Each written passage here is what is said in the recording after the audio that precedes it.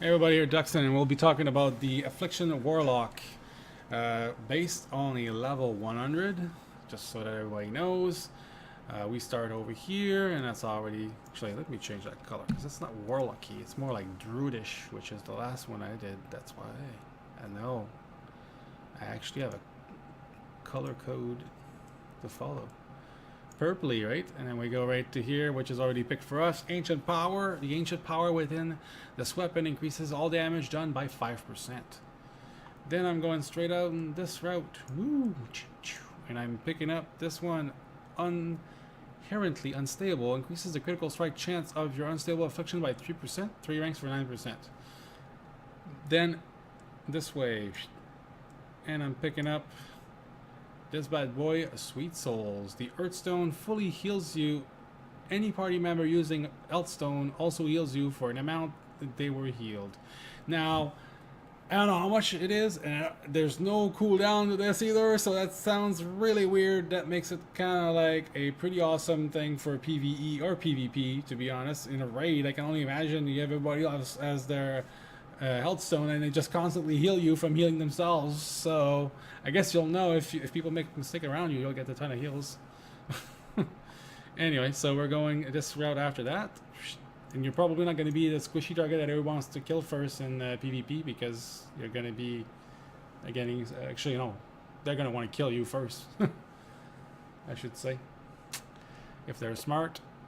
Hideous Corruption, the next one, 3 ranks, increase the damage of your corruption 3%, 3 ranks 9%. Then we're going this route down here to pick up our first talent, which is a passive, Rat of Consumption. Killing an enemy causes your damage over time effect to deal 2% more damage. This ability stacks up to 5 times, and I don't know how long the effect lasts for. That's the only problem. So I will, again, it will be double checking. I will update. This is based on build 21215 of the alpha right now. Then we're going this route. Ooh, keep going, and we're going to get Shadowy Incantations. 3 ranks, increases the shadow damage dealt by 1%. 3 ranks for 3%.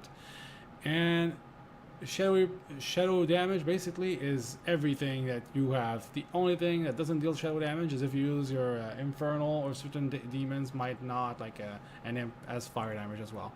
But like all your damage that you deal, all your dots, everything is all shadow, everything. Then we go up here and we keep going up, and we go and buff our AoE with Soul Flame. When you kill a target, its soul bursts into flame, dealing shadow flame damage to everything around it. So kind of like an extra AoE on top of everything. Then you get this bad boy right here, which is Long Dark Night of the Soul. 3 ranks, increase the healing of your drain spell by 10%. And basically, your drain life spell heals 24% of your health back to you on a cast. Now, if you use that, it'll buff it. Total will buff it to about 31% of your health. It's not of the drain itself. It's not a percentage of the drain. It's a percentage of the actual health you have. Again, I'm saying that because there's some other talents in there you'll see that may have looked attractive to you at first because they increase the damage it does, but it's not related to the amount of health you get back. So keep that in mind. Then we go obviously over here, and we're going to pick Compound Interest. Each Agony and Corruption you cast increase the damage of your next unstable affliction by 10%. And then we go this route next, and we pick up this one here, Seed of Doom. Increases the detonation damage of your Seed of Corruption by 5%, 3 ranks for 15%. And after that, it's just basically, let's go this route. Actually, no, that's wrong. Sorry. We're going this route. Sorry. And we're going to pick up a Drained to the Husk. Increases the damage of your drains by 4%, 3 ranks for 12%. And then we're going this way. And then we get